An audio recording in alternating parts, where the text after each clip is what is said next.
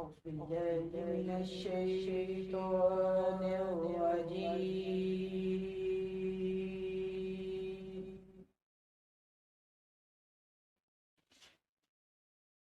بسم الله الرحمن الرحيم.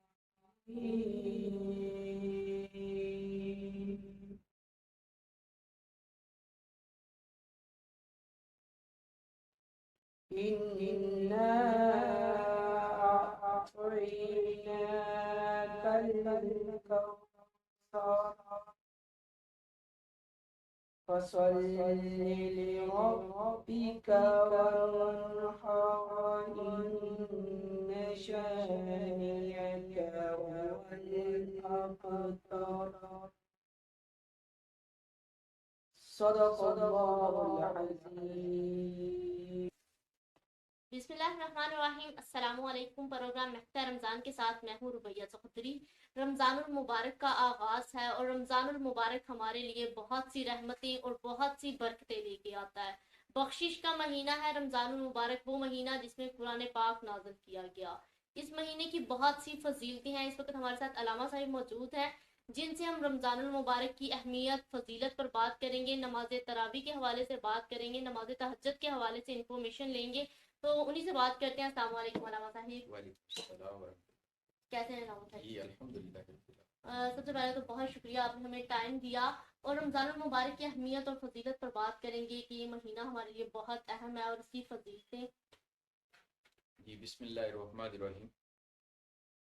رمضان کریم کے حوالے سے رب کائنات نے قرآن مجید فرقان حمید میں ارشاد فرمایا، یا ایھا الذین آمنوا کتب علیکم الصیام کما کتب علی الذین من قبلکم لعلکم تتقون. اے ایمان والو، تم پر روزے فرض کیے گئے جیسا کہ تم سے پہلے لوگوں پر فرض کیے گئے تاکہ تم متقی بن جاؤ. اور پھر حدیث رسول ہے نبی اکرم صلی اللہ علیہ وسلم کا فرمان عالی شان، قال رسول اللہ صلی اللہ علیہ وسلم، الشعبان شہری و رمضان شہر اللہ، او کما قال رسول اللہ صلی اللہ علیہ وسلم، کہ شعبان میرا مہینہ ہے اور رمضان اللہ کا مہینہ ہے. تو نبی اقدس صلی اللہ علیہ وسلم شعبان المعظم کے آغاز میں ہی روزوں کا آغاز فرما دیا کرتے. اور حضرت سیدہ ام المومنین اما عائشہ الصدیقہ رضی اللہ تعالیٰ عنہا ارشاد فرماتی ہیں کہ بعد اوقات نبی علیہ الصلوۃ والسلام شعبان المعظم کا پورا ماہ مقدس روزے رکھتے رکھتے اس کو رمضان کے ساتھ ملا دیا کرتے، اور پھر پورا شعبان بھی اور پورا رمضان بھی آپ روزوں میں گزارا کرتے. نبی اقدس صلی اللہ علیہ وسلم نے رمضان کریم کو 3 جو ہے حصوں میں تقسیم کیا.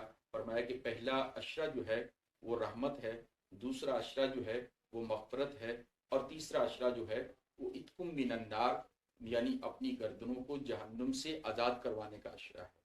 نبی محترم شفیع مکرم نورالمجسم رحمت دو جہاں صلی اللہ علیہ وسلم نے ارشاد فرمایا کہ جو سابقہ امتیں تھیں وہ عاشور کا روزہ رکھا کرتی تھی، یعنی ایک روزہ 10 محرم الحرام کا رکھا کرتی تھی. اور پھر اس کے بعد امتیں جو ہیں وہ ہر قمری ماہ کے اعتبار سے ایام ابید کے روزے رکھا کرتی تھی. تو یہ امت وہ امت ہے کہ جس امت کو نبی علیہ الصلوۃ والسلام نے پورے ماہ کے روزے عطا فرمائے. اور نبی اقدس صلی اللہ علیہ وسلم کا فرمان عالی شان ہے کہ الصوم لی وانا اجزا بہ، او کما قال رسول اللہ صلی اللہ علیہ وسلم. فرمایا رمضان روزہ میرے لیے ہے اور اس کی جزا بھی میں ہی ہوں، یعنی میری ذات اقدس ہے. حالانکہ ہر عبادت کا اجر رب کائنات نے عطا فرمایا بقول رسول اکرم صلی اللہ علیہ وسلم، جیسے نماز ہے، حج ہے، زکوٰۃ ہے، تلاوت قرآن ہے، جہاد ہے، دیگر امور حسنہ ہے. تو ان تمام پر رب کائنات نے اجر عطا فرمایا ہے، ثواب عطا فرمایا ہے. لیکن روزے کی فضیلت میں اللہ تبارک تعالیٰ کے پیارے محبوب صلی اللہ علیہ وسلم نے ارشاد فرمایا کہ روزہ میرے لیے ہے اور اس کی جزا بھی میں ہی دوں گا اور اس کی جزا میں ہی ہوں. یعنی اللہ تبارک و تعالیٰ روزہ جو ہے روزہ دار کے لیے جو ہے وہ ایک الگ سے دروازہ رب کائنات نے مختص فرما دیا. جنت کے 8 دروازے ہیں اور ان دروازوں میں سے ایک دروازے کا نام باب الریان، یعنی روزہ داروں کا دروازہ. تو اس دروازے سے فقط وہی لوگ گزریں گے کہ جو لوگ دنیا میں اللہ اور اس کے رسول کی رضا کی خاطر رمضان کریم کے روزے رکھتے رہے۔ ویسے تو ہر عبادت ہی بہت افضل ہوتی ہے، ہر عبادت کا بہت ثواب ہوتا ہے، لیکن کوئی خاص عبادت جو کہ ہمیں رمضان المبارک میں کرنی چاہیے؟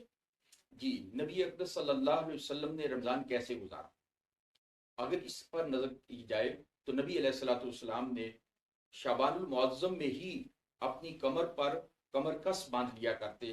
اما عائشہ الصدیقہ رضی اللہ تعالیٰ عنہا فرماتی ہیں کہ میں نے رسول اکرم صلی اللہ علیہ وسلم سے پوچھا تو حضور علیہ الصلوۃ والسلام نے فرمایا کہ میں اپنی کمر پر کمر کس اس لیے باندھ رہا ہوں تاکہ کثرت کے ساتھ نوافل ادا کر سکوں اور میری کمر میں تھکاوٹ نہ آئے۔ یعنی یہ تعلیم امت تھا کہ امت کی تعلیم کے لیے کہ رمضان کریم میں کثرت کے ساتھ نوافل ادا کیے جائیں، کثرت کے ساتھ عبادات کی جائیں، کثرت کے ساتھ تلاوت قرآن پاک کیا جائے اور کثرت کے ساتھ نبی علیہ الصلوۃ والسلام کی ذاتی اقدس پر درود و سلام پڑھا جائے۔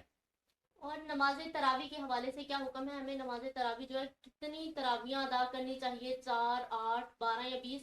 اور مرد حضرات دونوں کے لیے کیا حکم ہے نماز تراویح کا؟ جی بالکل، نبی اقدس صلی اللہ علیہ وسلم نے اس کو دوام کے ساتھ، ہمیشگی کے ساتھ نماز تراویح کو نہیں پڑھا، اس لیے نہیں پڑھا تاکہ امت پر شاق نہ گزرے، لیکن حضرت سیدنا امیر المومنین فاروق اعظم رضی اللہ تعالیٰ عنہ آپ کے زمانہ اقدس میں اس کو ہمیشگی عطا فرمائی گئی اور آپ نے اس کو ہمیشگی سے ادا کرنے کا حکم بھی ارشاد فرمایا اور اپنے دور فاروقی میں اس کا اجرا بھی کیا، اور دور فاروقی سے لے کر آج تک امت کا اس پر اجماع ہے کہ تمام امت جو ہے وہ پورا ماہ جو ہے وہ نماز تراویح ادا کرتی ہے، اور نماز تراویح میں یکم رمضان سے لے کر 30 رمضان تک یا 29 رمضان تک جو ہے وہ ختم قرآن پاک کا اہتمام کیا جاتا ہے، اور اس میں 20 تراویح کے حوالے سے اور 8 تراویح کے حوالے سے 12 تراویح کے حوالے سے جو ہے وہ کچھ بھی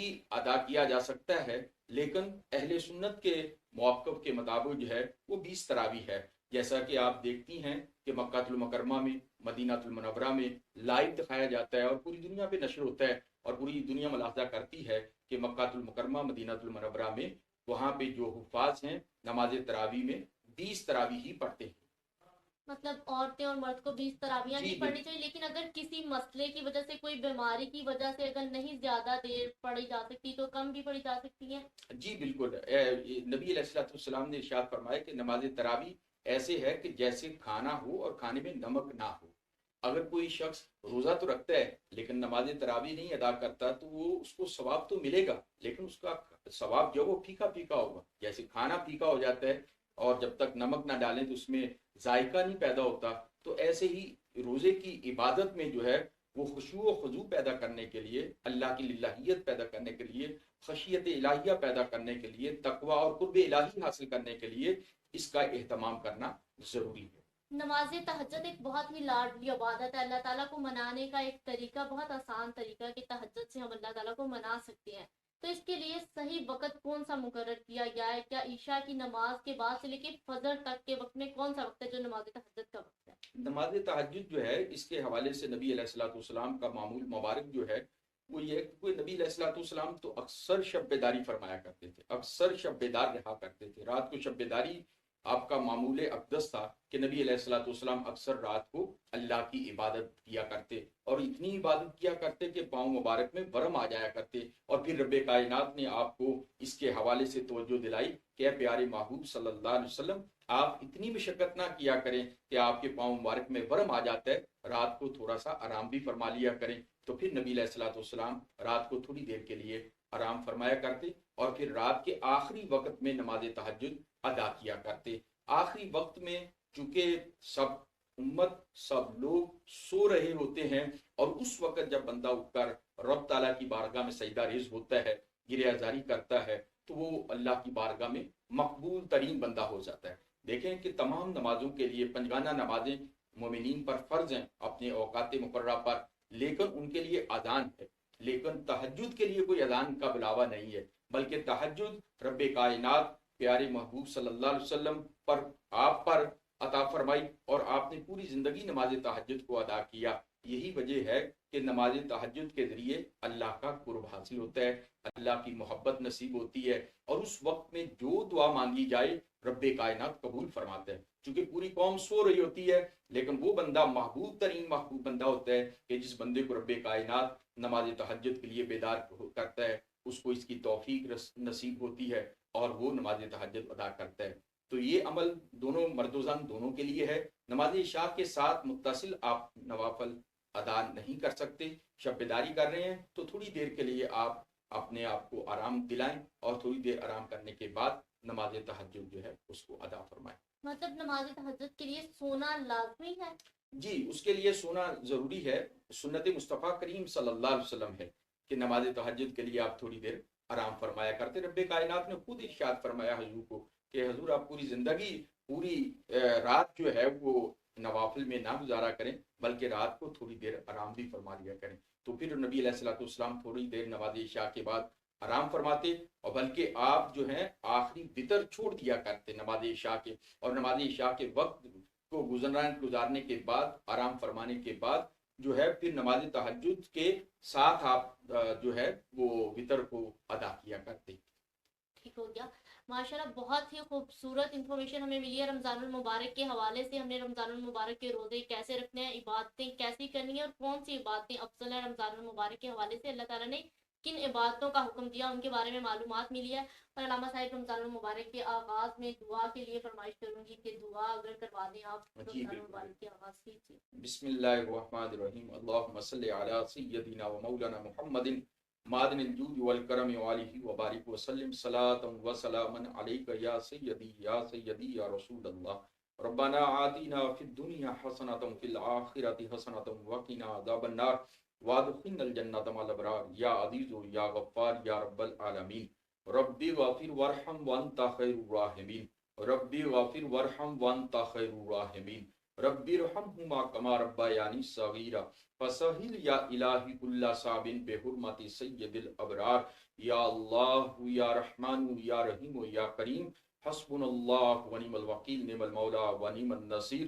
اللہم یا قاضی الحاجات، اللہم یا دافع البلیات، اللہم یا حل المشکلات، اللہم یا منزل البرکات، اللہم یا شافی الامراض اشف مرضانا، اللہم یا خیر الناصرین، اللہم یا خیر الحافظین، اللہم یا خیر الرازقین، اللہم یا رازق العباد، اللہم یا رازق العباد، اللہم یا رازق العباد، اللہم یا مسبب الاسباب، اللہم یا مسبب الاسباب، اللہم استرنا بسترک الجمیل، یا اللہ یا رحمان یا رحیم یا کریم۔ مولا کائنات، رمضان کریم کی آمد ہے، رمضان کریم کو انتہائی خشیت للہیت کے ساتھ گزارنے کی توفیق عطا فرما۔ یا اللہ پورے عالم اسلام پر رمضان کریم کی رحمتیں عطا فرما، عالم اسلام پر مولائے کائنات اپنا خصوصی فضل کرم رحم عطا فرما۔ مولائے کائنات بالخصوص ہمارے وطن عزیز پاکستان کی خیر فرما، پاکستان اور پاکستانی اداروں کی خیر فرما، بالخصوص پاکستان کی معیشت کو مستحکم فرما، اور مولا رمضان کریم کے ماہ مقدس کو انتہائی ادب کے ساتھ گزارنے کی توفیق عطا فرما۔ یا اللہ جو بیمار ہیں ان کو رمضان کریم کی آمد کی برکت سے شفا یابی عطا فرما، جو مقروض ہیں ان کے قرض کی ادائیگی عطا فرما، جو پریشان حال ہیں ان کی پریشانیاں دور فرما، جو مشکلات میں ان کی مشکل کشائی فرما، یہ جو بے گناہ قیدی ہیں ان کو رہائی عطا فرما، جو راہگیر مسافر ہیں اپنی اپنی منزل مقصود پر پہنچا، اور مولائی کائنات ہم سب کو رمضان کریم میں مدینہ طیبہ مکہ المکرمہ کی حاضریاں نصیب فرما، اور جب ہماری موت کا وقت آئے ہم سب کو کلمہ طیبہ نصیب فرمانا۔ جس کسی نے بھی دعا کے واسطے یا رب کہا کر دے پوری آرزو، ہر بے کسو مجبور کی۔ مولائی کائنات جو مانگا ہے وہ بھی عطا فرما، اور جو نہیں مانگ سکے اپنے محبوب کے نالین کا تصدق عطا فرما۔ وصلی اللہ تعالی علی حبیبہ محمد وعلی آلہ واصحابہ اجمعین برحمتک یا ارحم الراحمین۔